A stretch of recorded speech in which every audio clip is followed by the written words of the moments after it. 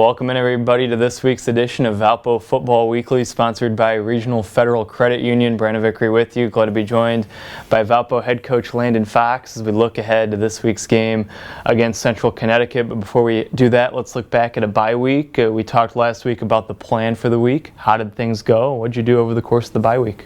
Yeah, very proud of the guys in terms of what we were able to get done. We played a lot of football and situational football. Just getting guys used to those situations that are going to occur in the game, and then on top of it, really working on the fundamentals and techniques where we just need to continue to improve. And even looking back from the last game, hey, where did we struggle? How can we set that up in a practice situation so that we're not making the same mistakes? Because like we tell the guys, it's okay to make a mistake. We just can't continue to make the same one. I told those guys that I'll probably make more mistakes than anyone as a first-year head coach, but we just can't make. Myself, we can't make that same mistake over again.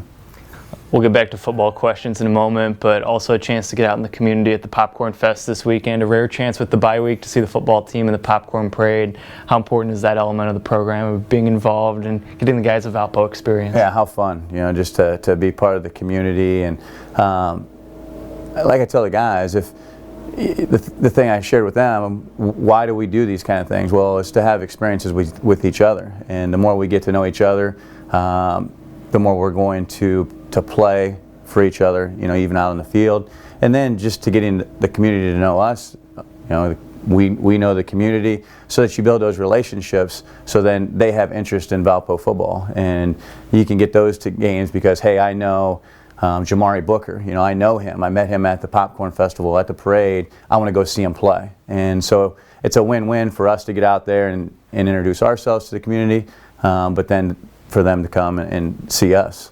One other element that's been important to your program is connecting the current players with the past, and that really gets going this week with the home games. A lot of alums coming back this week, recognizing the early era of Valpo football. Donald Finling, an alum who played in 1949, is going to be part of the game on Saturday. How important is that element of the program to integrate the past with the present? Very, very important for me, just because of the experiences that they've gone through, and it could be through Valpo and football and school, but maybe even more so, the experiences that they've had in their life and their ability to share with our guys, because I think sometimes our guys feel like they're the only ones going through this, and when they can hear other people have gone through some of the same things that they've gone through, it's an opportunity to learn and grow for them.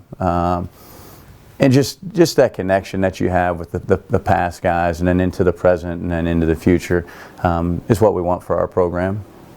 Let's talk football. Let's talk about the game against Central Connecticut, a team coming off back-to-back three-point wins on last-second field goals. What stands out to you on film about Central Connecticut?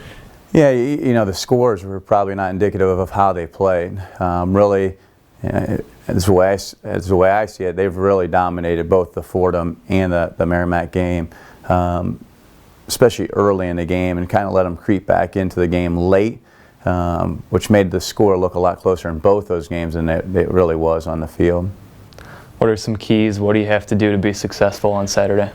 Yeah, from an offensive perspective, just all the way around, they're very athletic. Backfield have about 3 different backs that you're going to see, very good, athletic. The thing that's made their offense a little different from last year is that they have a transfer quarterback.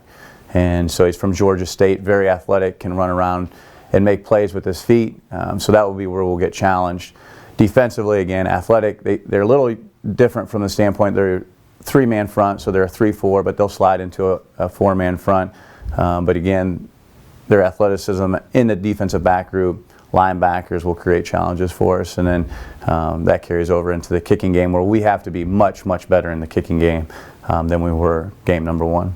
There he is, the head coach Landon Fox, with his thoughts on Saturday's game against Central Connecticut. The game's right here at Brownfield, and it starts at 1 o'clock on Saturday. We hope to see you out. If not, you can follow along.